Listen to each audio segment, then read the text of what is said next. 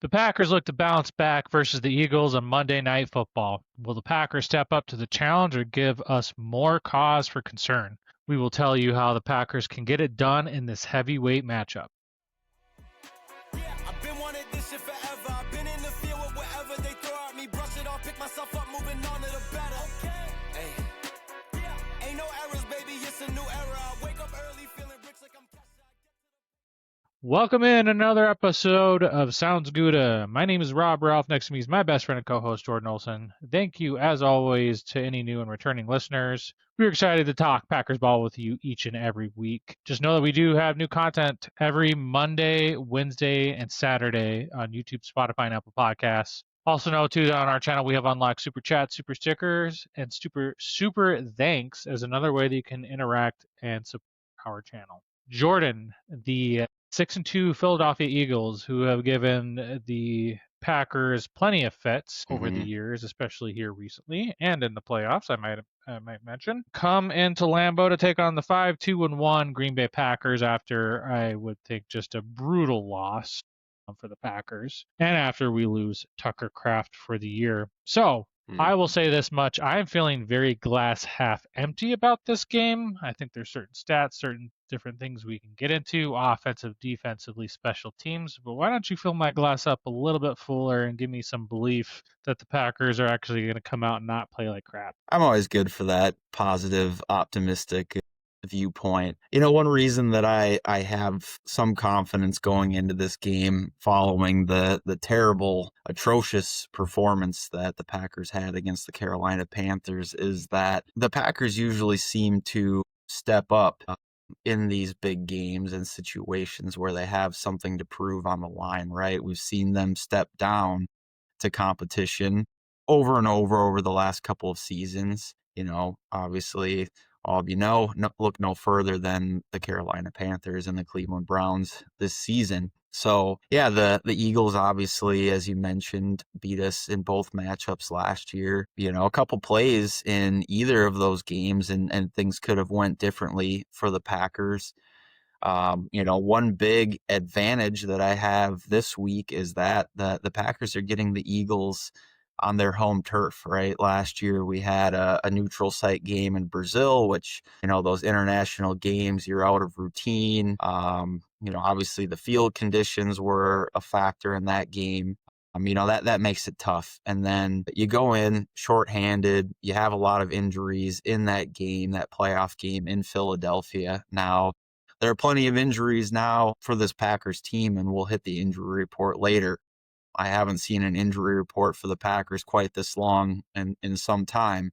While I'm hopeful most of those guys will play, it does look like we are going to be missing a few key players potentially.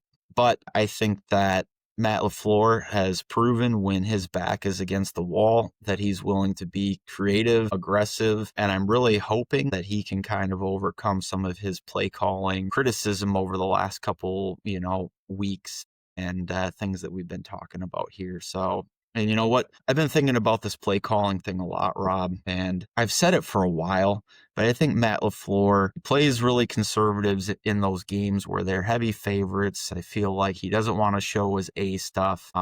And this is a game where he's gonna pull out all the tricks and he's gonna show his A stuff, right? So I think that they need to work through that problem on another week. Next week they're gonna play the Giants and they're gonna have to overcome that battle of being conservative and not showing your stuff. But I really think and hope he's going to prove me right, pull out all the stops, and have a very competitive offensive game plan for the Philadelphia Eagles this week. So I guess that's my best attempt at giving you some optimism of why we can get it done in this game. I also think that the national media is very much on the Eagles. They have been all week. You watch the national pundits, the shows, obviously. They've got a lot of reason to doubt the Packers at this point in time, but I think that gives them plenty of bulletin board material to look and say, hey, we've got to show up and we've got to show the NFL, our fans, show ourselves that we can be competitive and we can take down the Eagles in this game. So hopefully, Rob, that gives you a few things to think about there. How do you think we're going to get into key matchups, but what are just some high level thoughts? Obviously, we had the gutting and devastating loss of Tucker Kraft, which, I think really probably derailed that team's spirits offensively in that game. I think a lot of players were very concerned about Tucker Kraft and him being kind of the heart and soul of that team. But what are some high-level strategies or some things that you're thinking about, Rob, that the Packers can implement moving forward without Tucker Kraft? Well, I don't know if you can really replace a Tucker Kraft. You can play inline, you can boot him out, yards after catch monster, lead the team in receiving and touchdowns, I believe, right? You can correct me if I'm wrong on that. Targets, receptions, I think just about every Yeah. leading statistical category. And I'm going to be very sad because I was calling for Tucker Kraft to do that all preseason. And I think I hit the nail on the head. And now we're not going to see that come to fruition. He truthfully was having a breakout season. So the only thing they can do now is they can step up, player next man up mentality. Matt LaFleur is going to have to get creative. And I think they're going to have to trust the arm of Jordan Love and some of his creation to be able to overcome that. Luke Musgrave's really going to have to put some time and attention into blocking. He's not known as the best run blocking tight end, and nor is he a good yak type of tight end either. In fact, it's good if he just runs the right route and catches the football, and then when he does, he stumbles, right? Just calling spades right now. So he's going to have to get on timing with Jordan Love and this past game for to really succeed. And the few times he wasn't snaps in line against Carolina, he's just not a good inline blocker. That's just not who he is. It's not who he really was in college either. Yeah, I mean, to me, like the offensive line, there's a lot of offensive line concerns too for me for the Green Bay Packers. I think Jordan Morgan has struggled, pretty consistently. Sean Ryan, I mean, who should it be? Sean Ryan, Jordan Morgan. They're doing some competition there. I mean, Jordan Morgan's still struggling in run blocking and pass protection. I think Elton Jacobs did have some, good moments early.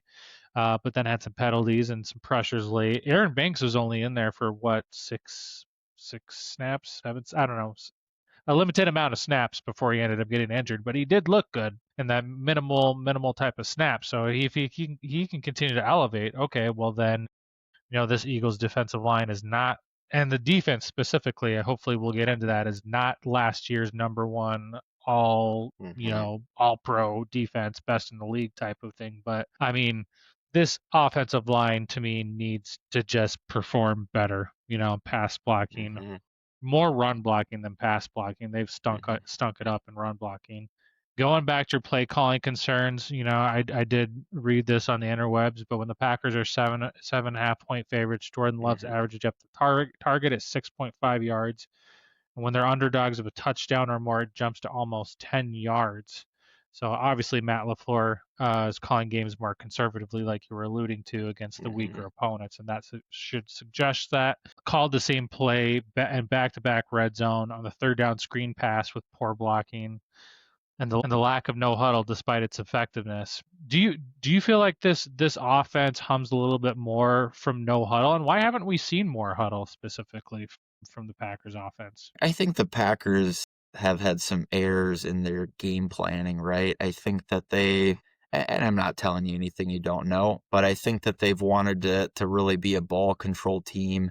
Goes back to Matt LaFleur wanting to run but it's the not ball. It's not a ball control football team, though. That's my point. Sorry for cutting you off. No, you're right. That's not the strength of or identity of this team right now. And Matt LaFleur has been banging his head against the wall trying to do that. And I really think if they can get into some more up-tempo looks, like almost play like a 4-minute offense throughout the entire game and try to push the ball down the field, I think it's to the Packers' benefit to have as many bites at the apple and trying to score the ball as they can, right? So I think if you get into a game where you have, like 8, 9, 10 possessions on offense, it gives you a lot better chance for the Packers to score. Obviously, duh. But I mean, like, when you've got the ball 7 times and then you don't finish in the red zone, I mean, Yeah. that's not getting it done. We could talk about the, 4th and 8 play call and some of that stuff. So in order for the Packers to win this game, Matt LaFleur really needs to not only call better plays, but he needs to provide the tempo for this team. And he needs to make sound and competent decisions. I still really, really do believe in Matt LaFleur, and I know a lot of Packers fans are starting to waver in that. And I think it's time for him to show us, he can put these heavy teams away, and then next week he needs to show us that, you know what, I'm going to decide to do this more consistently and not just when we've got a big game in prime time, right? So, Yeah. go ahead. I was just gonna say, let's see some different stuff.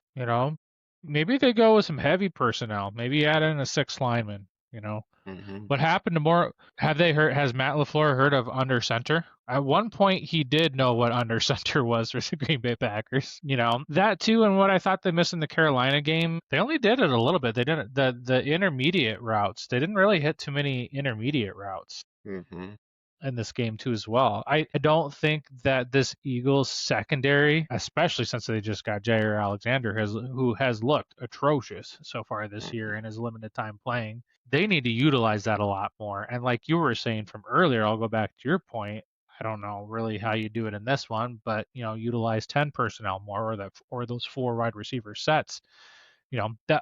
That'll force the Eagles into some lighter defensive fronts too, as well, which in turn should help out your offensive line too as well. But get some more of those dagger routes in intermediate, get the run game going with some heavy personnel, then boot off that with play action. I mean, a couple of those things on there, not everything. We haven't seen that much of that this year from Matt LaFleur. He showed different types of offensive creativity, but a little less in formation. He hasn't run as much 12 personnel.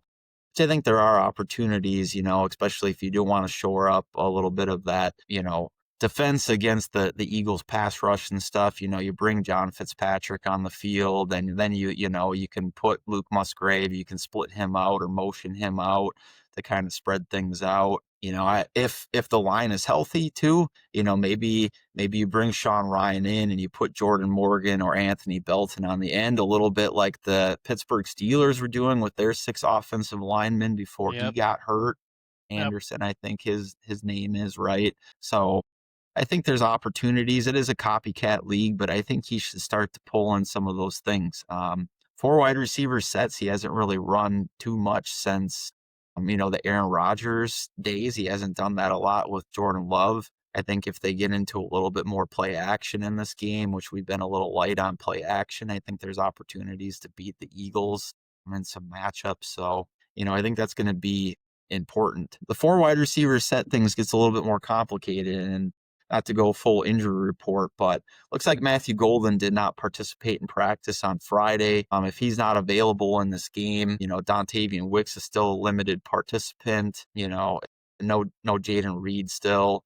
It makes it hard to do that. I mean, maybe it is a traditional 11 personnel set, but you do use Luke Musgrave and put him out wide, put Chris Brooks in there as your running back in pass pro, and try some different things. So, yeah, I mean, I look at this Eagles team and, obviously they're 6-2, but right now, they're 10th in points scored, which ranks just above the Packers, but they're 19th in points allowed. So as you alluded, it's not the same vaunted defense as last year. Right now, they're 17th in passing yards allowed, 19th in rushing yards allowed per game. So, there are certainly opportunities. They've lost a few of their pass rushers, although a couple of those guys are coming back. And I say they lost some pass rushers, right? Guys they lost in free agency, Josh Sweat, Milton Williams, those were big keys in what they were doing.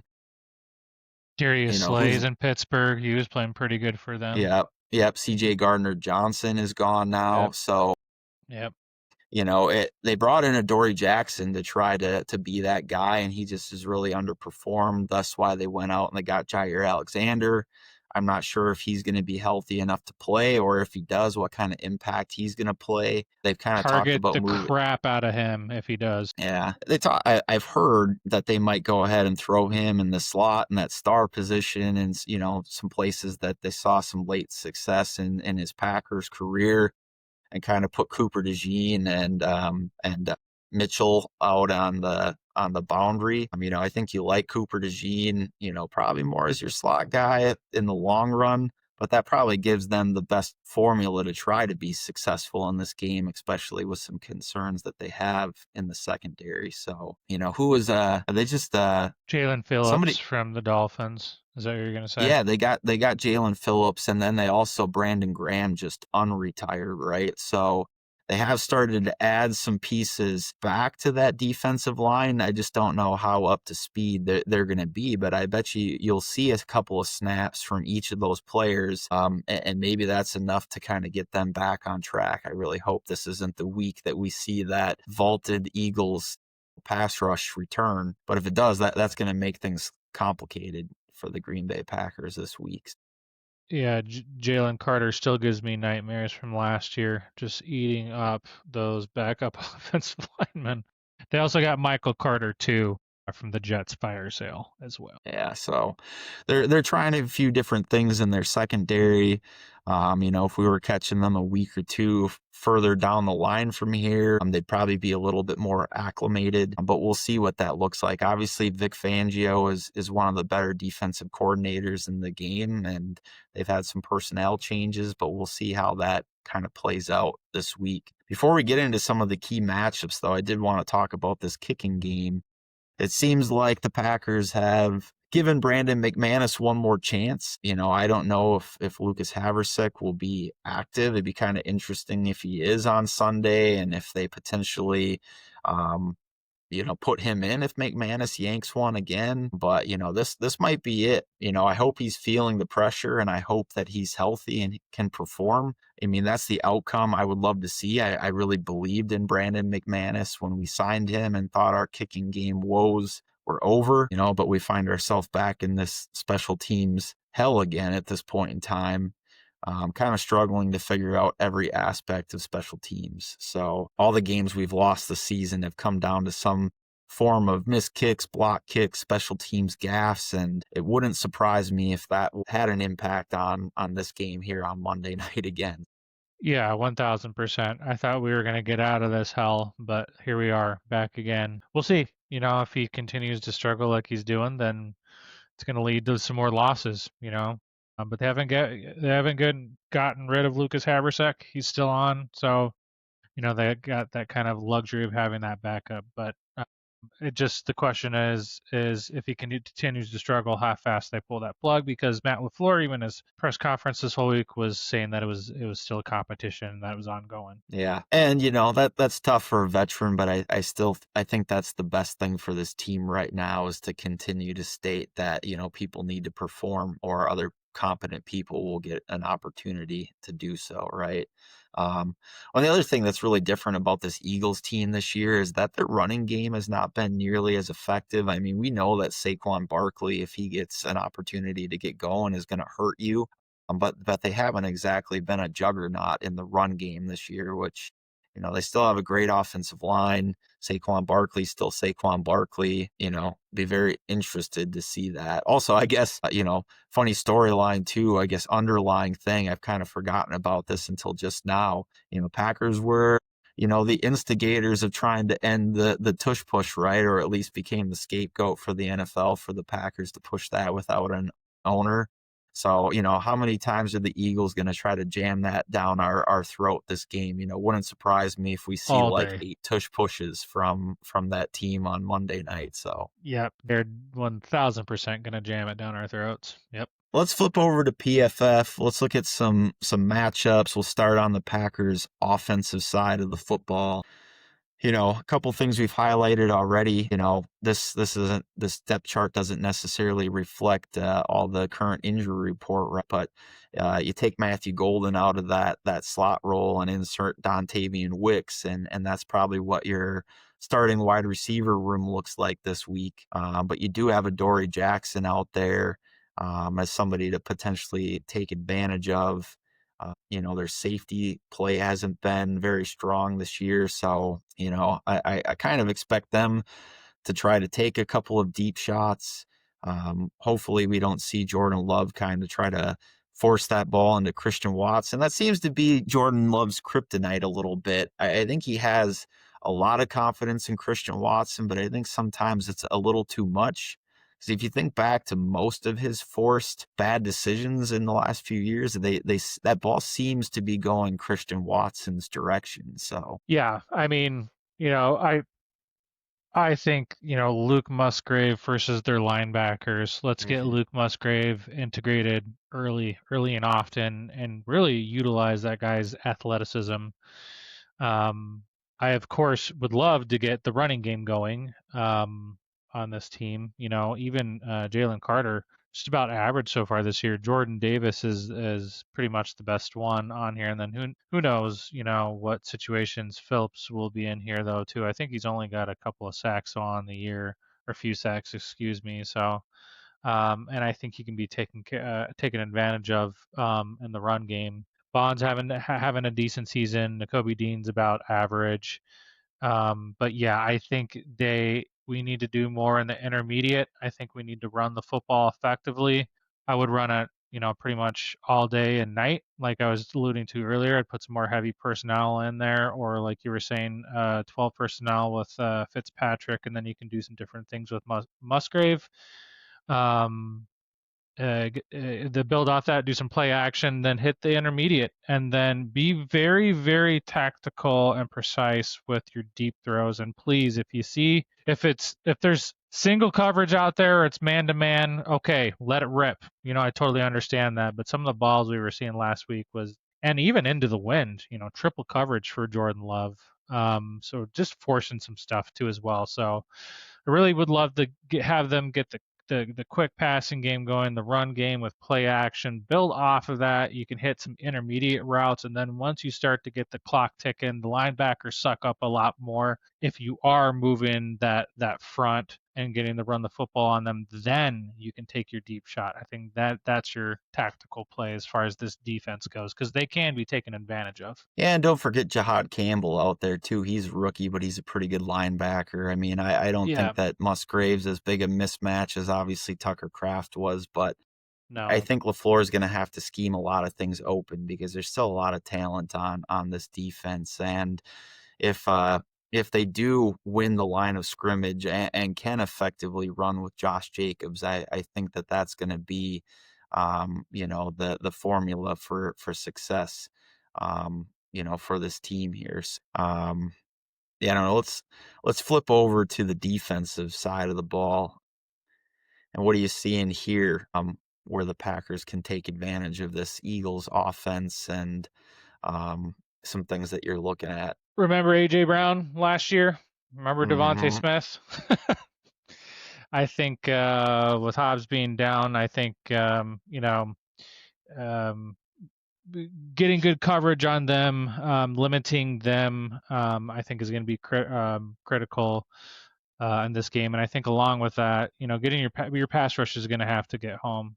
Bryce Young, even on that backup offensive line for the Carolina Panthers, still was able to hold up and hold Micah Parsons without a pressure for the first time, I think, in his career. So Correct. Yeah. you're gonna have to need to get a pass rush that's gonna have to at least move Jalen Hurts, and even Hurts can beat you with your legs too. So I'm thinking you're going to see Edrin Cooper here as a little bit more of a spy at times too, just to limit that. And I thought at least in the game and down in Brazil, they did a pretty good job of quarterback spying Jalen Hurts, not making his ground game effective against us.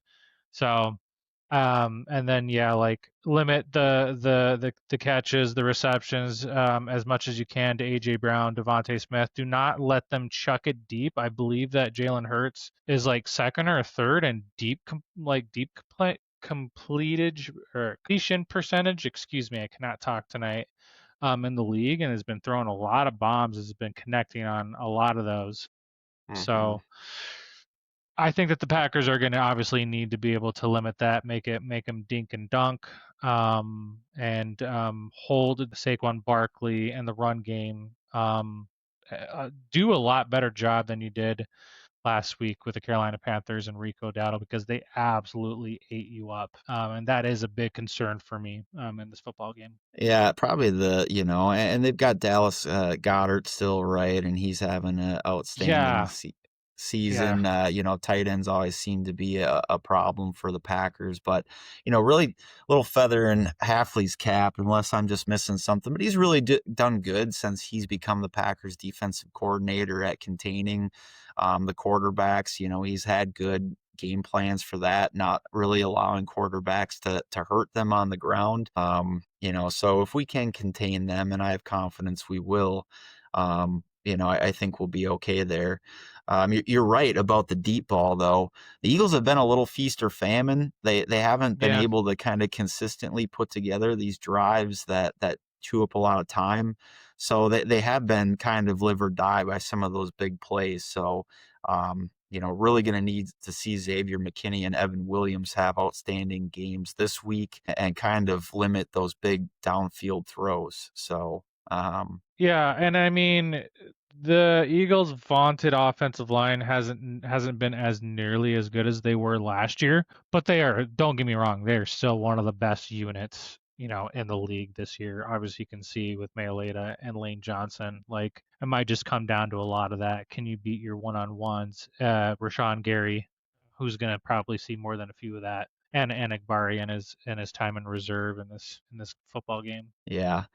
It's like this is probably the most talented offensive team from a player-to-player perspective that we've seen since the Detroit Lions, and we'll probably see again until the Detroit Lions. So they got a lot of ways they can hurt us. I think that Jeff Halfley is really going to also have to have his A game and really, call some unique blitz packages and show some exotics to try to create some pressure on Jalen Hurts. I think the approach of just trying to win with 4, even though they've got guys that they think they can do that. This is probably the week also where he's going to have to show the willingness to have a little bit more creativity and maybe get things going for the second half of the season here. So, yeah. Just to kind of run through the injury report, like I said, there is like a whole laundry list of guys, but it doesn't look like Matthew Golden is going to participate this week. I guess I'd be surprised. He was do not participate in Friday's practice. We know Nate Hobbs is going to miss 2 to 3 weeks with his injury at this point in time. Lucas Van Ness has still been a do not participate this week. They've got a number of other guys who've been nicked up and are going to have to maybe play through some kind of injury or bang up thing. So this is going to be a tough test, but I do feel like and Adoree Jackson did not participate for the Eagles on Friday, neither did Cam Jurgens. So those are 2 players to watch out for the Eagles. That could definitely throw some wrinkles there if no Adoree Jackson can play, which we've already talked, he hasn't been great, but it is going to force one of those new additions to be in the game for the Eagles. So let's get to our score predictions. Bob, I'll kick it over to you. What's your final score prediction for this game? Glass half empty day and week for me as far as the Packers go. And I really hope I'm wrong. I really do. I think this might be the first time all year, but it's going to be. I got the Eagles 24 and the Packers 21. Okay. We're going to split the ticket here. I do feel like I think they're going to bring their A stuff. I think that maybe not Rich Bisaccia. It's hard to say that, but I think Matt LaFleur and Jeff Halfley are going to bring their A stuff. I think Jordan Love and this team are going to rise to the occasion. It's going to be a dogfight. It's going to be close. But I'm going to go Packers 27, Eagles 23 in this game. Should be a Monday night classic. If the score is flipped and it's 27-23 and the Packers still look pretty good, tough to get that, that loss, but, I think that would at least be palatable. Then you got to go out, you got to take care of business versus the Giants, but I think that they can get it done. So before we get you out of here, I just wanted to acknowledge, NFL lost to, one of its members this week, Marshawn Nealon. Actually, that's pretty close to home for me. I watched him play a lot of games at Western Michigan University. I watched almost his entire collegiate career, and that hits home here at Western Michigan where I work. So, it's been said out there, but obviously mental health is a very serious concern. The reports are out there that he took his own life, and just remember, if you need that help, resources are available. And just remember, you never know what's going on in another person's life. People may look like they're on top of the world. He just had his first NFL touchdown on Monday night, and obviously we know what transpired the rest of the week. So rest in peace, Marshawn. I hope you can find some peace now, and the NFL community and the Western Michigan community definitely, we're thinking of you. So. Well said, Jordan. I don't think I have much to add to that. Totally agree. But with that, guys and gals, and who's ever listening, right, we got more great Packers content every Monday, Wednesday, and Saturday. We want to thank you for listening. Please share this content with your friends, other Packers fans, Eagles fans, if they want to listen, right. Hit that like button, that subscribe button. It really helps us out a ton. So connect with us on X. Rob's at Sounds Gouda with 3 A's, and I'm at Olson Jord. Until next time, Packers Nation, have a Gouda morning, a Gouda afternoon, and a Gouda night. Go Pack Go. Been wanted this shit forever. I've been in the field with whatever they throw at me. Brush it off, pick myself up, moving on to the better. Okay. Hey.